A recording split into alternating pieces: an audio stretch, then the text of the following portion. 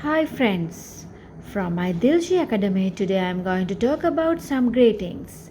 Let's see what are those. Hi, how are you doing?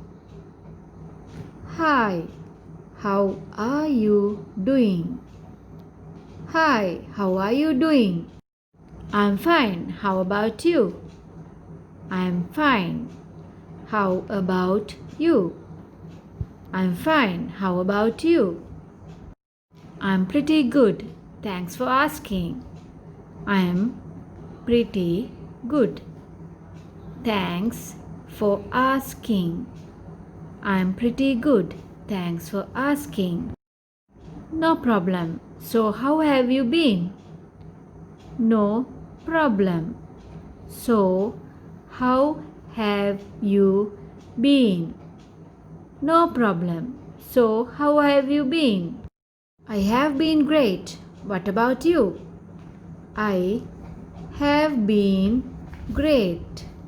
What about you? I have been great. What about you? I have been good. I am in school right now. I have been good. I am in school right now. I have been good. I am in school right now. What school do you go to? What school do you go to? What school do you go to? I go to PCC.